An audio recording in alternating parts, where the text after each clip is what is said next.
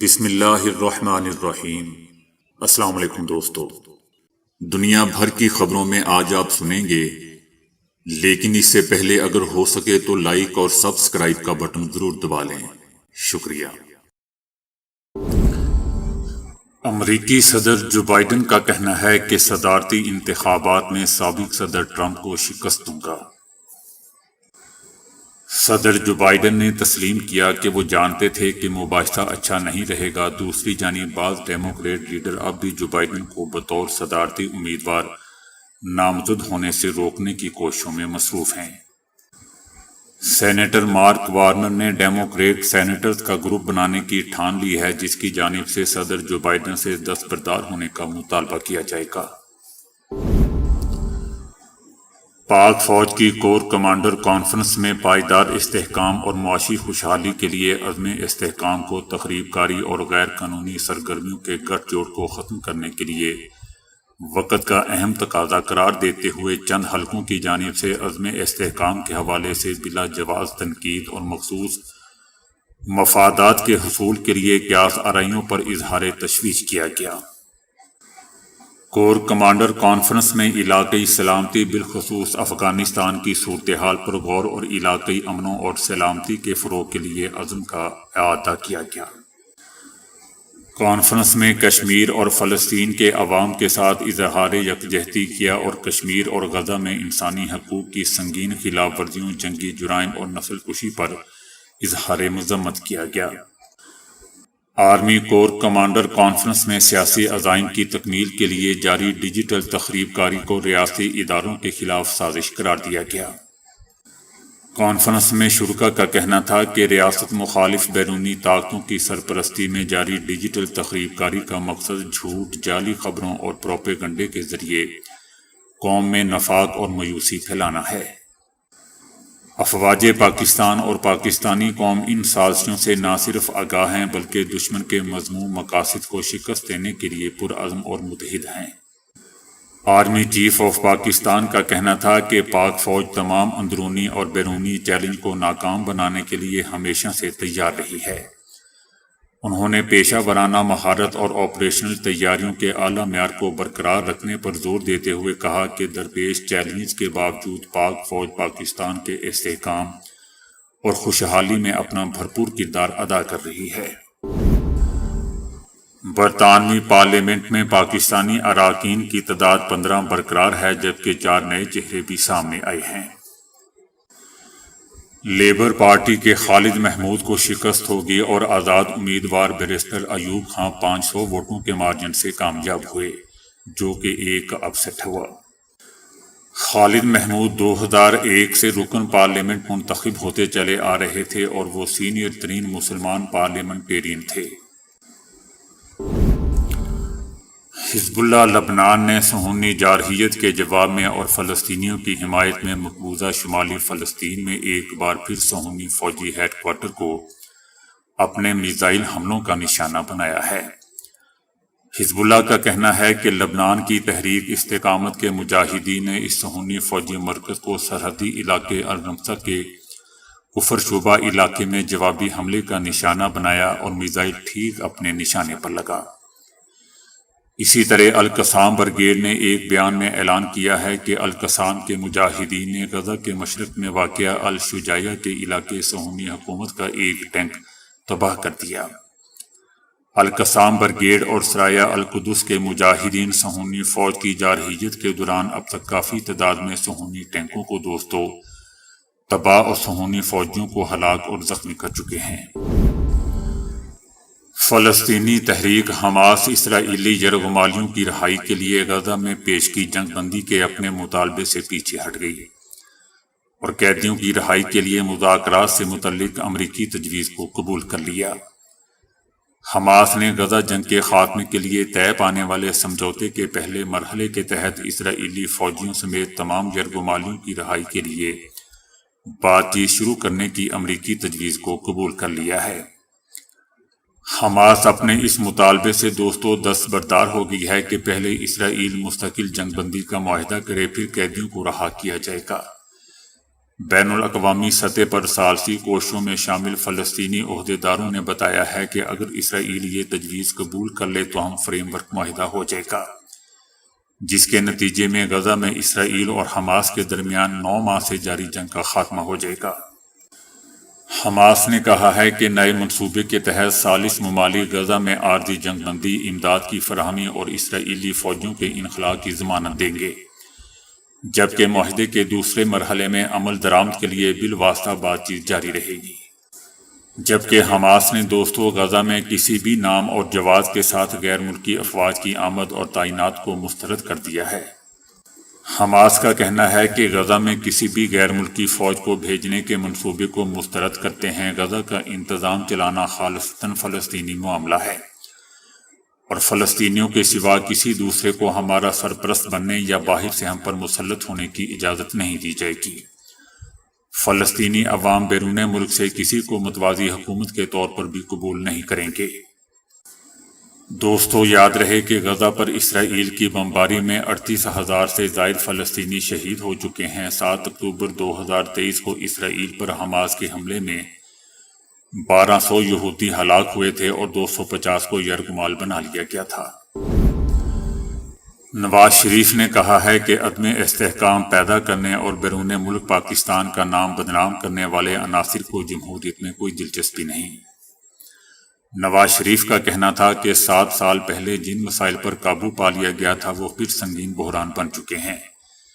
تخریب کاری کے مکمل خاتمے کے لیے مسلح افواج اور سیکیورٹی اداروں کی مکمل حمایت کی جانی چاہیے۔ ملک کے اندر عدم استحکام پیدا کرنے اور ملک کے باہر پاکستان کو بدنام کرنے والے عناصر کو نہ جمہوریت سے کوئی دلچسپی ہے نہ عوام کے مسائل سے۔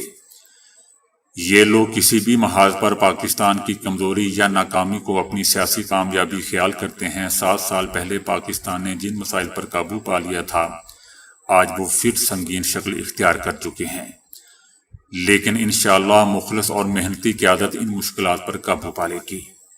نواز شریف کا کہنا تھا کہ IMF سے نجات حاصل کر لی گئی تھی، لیکن 2018 میں ملکی تباہی اور بربادی اور ہر شعبے میں زوال کا جو سلسلہ شروع ہوا اس نے عوام کے لیے سنگین مسائل پیدا کر دیے جن پر قابو پانے کے لیے بہت وقت درکار ہے۔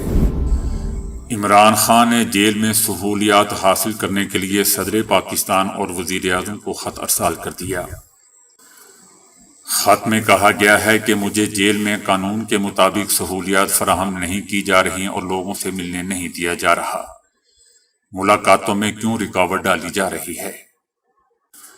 خط میں کہا گیا ہے کہ مجھے بنیادی سہولیات فراہم کی جائے، اگر جیل میں سہولیات نہ دی گئیں تو اعلیٰ عدالتوں سے رجوع کیا جائے گا۔ دوستو یاد رہے کہ گزشتہ روز عمران خان نے چیف جسٹس آف پاکستان قاضی فائز عیسیٰ پر عدم اعتماد کا اظہار کیا تھا۔ عمران خان نے جیل میں بھوک ہڑتال کرنے کا اعلان کرتے ہوئے کہا تھا کہ بھوک کی حتمی تاریخ کا اعلان بعد میں کروں گا۔ عمران خان کا کہنا تھا کہ جیل میں بیٹھے کرنل اور میجر سارا نظام چلا رہے ہیں۔ میری ٹیم کل مجھ سے ملاقات کے لیے آئی تھی، 3 گھنٹے تک وہ اڈیالہ جیل کے باہر اور میں اندر ان کا انتظار کرتا رہا۔ مجھے اپنی ٹیم سے ملاقات کی اجازت نہیں دی گئی اور ایسا کرنل اور میجر نے کیا۔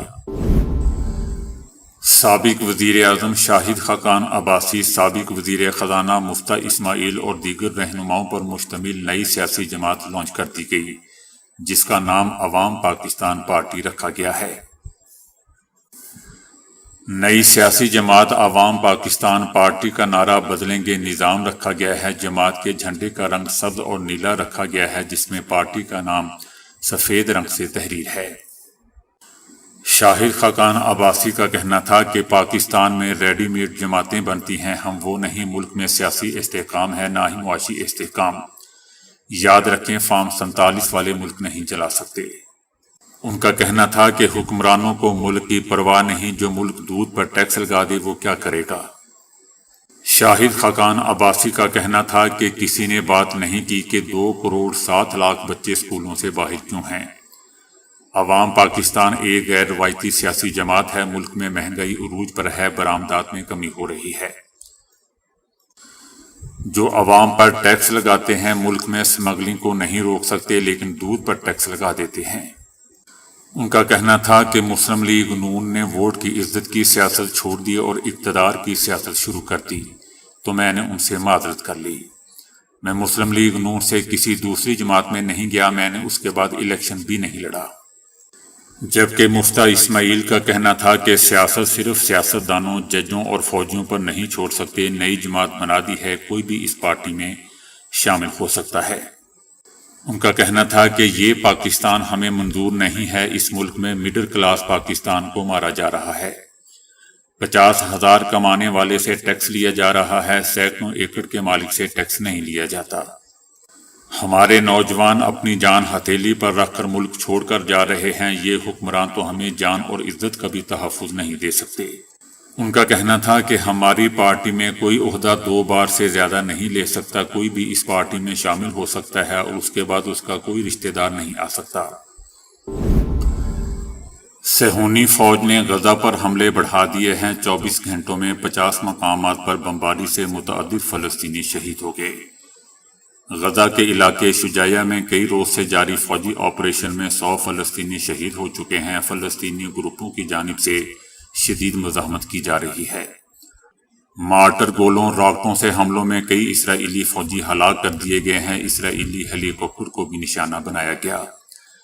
ادھر مقبوضہ مغربی کنارے کے جینین کیمپ میں اسرائیلی فوج نے 7 فلسطینی شہید کر دیے۔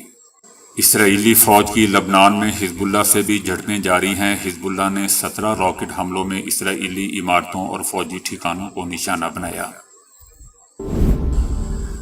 خیبر پختونخوا کے وزیر اعلیٰ علی امین گنڈا پوری نے کہا ہے کہ اس ملک میں جزا اور سزا نہیں ہو رہی ہے، جعلی اور بے بنیاد مقدمات میں عمران خان جیل میں ہیں۔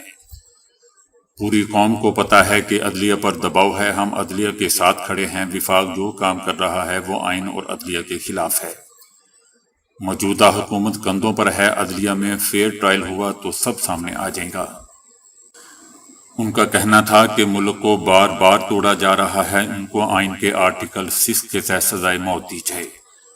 ملک توڑنے والوں کو پھانسی دینا ہوگی، ہمارے ورکرز پر بڑا ظلم ہوا ہے، پرویز خٹک نے پارٹی چھوڑ دی ہے اور ڈر کر پشتونوں کی ناک کاٹ دی ہے۔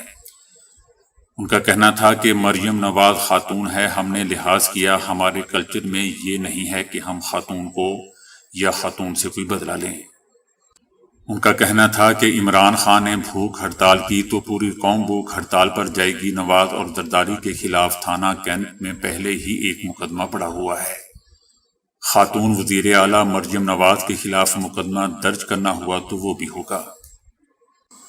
وزیر اعلیٰ خیبر پختونخوا نے کہا کہ چیف جسٹس آف پاکستان ہمارے بینچ سے علیحدہ ہو جائیں، ہمیں ادارے سے کوئی مسئلہ نہیں، شخصیات کے ساتھ اختلافات ہیں۔ اقوام متحدہ نے پلاسٹک بیگز میں موجود خطرناک کیمیکلز کے ماحولیاتی آلودگی پر اثرات کو کم کرنے کے لیے اس کے استعمال پر پابندی لگانے پر غور شروع کر دیا ہے۔ پلاسٹک بیگز میں موجود خطرناک کیمیکل سے جگر اور گردوں کی بیماریاں لاحق ہو جاتی ہیں۔ اقوام متحدہ نے کہا ہے کہ 170 ممالک نے پلاسٹک بیگ کے استعمال کے مکمل خاتمے پر اتفاق کیا ہے۔ نیروبی میں اقوام متحدہ کے ہونے والے 5 روزہ اجلاس میں پلاسٹک کے استعمال کے مکمل خاتمے سے متعلق ایک قرارداد پر اتفاق کیا گیا۔ اقوام متحدہ کے مطابق ہر سال تقریباً 8 ملین ٹن پلاسٹک سمندر میں داخل ہو جاتا ہے۔ اقوام متحدہ کے زیر اہتمام ماحولیات سے متعلق اجلاس میں 4700 مندوبین اور ماہرین ماحولیات سمیت سائنسدانوں، محققین اور کاروباری افراد نے بھی شرکت کی۔ اکثر نئے والدین کو اپنے نومولود بچے کے رونے اور ان کی وجہ سے راتوں کو جاگنے کا خوف ہوتا ہے، لیکن آسٹریلیا سڈنی کے رہائشی والدین کے لیے یہ سب کچھ ایک خواب بن چکا ہے۔ در حقیقت اس جوڑے کا نومولود بیٹا ایک ایسے مرض میں مبتلا ہے جس کے شکار افراد کبھی رو نہیں پاتے۔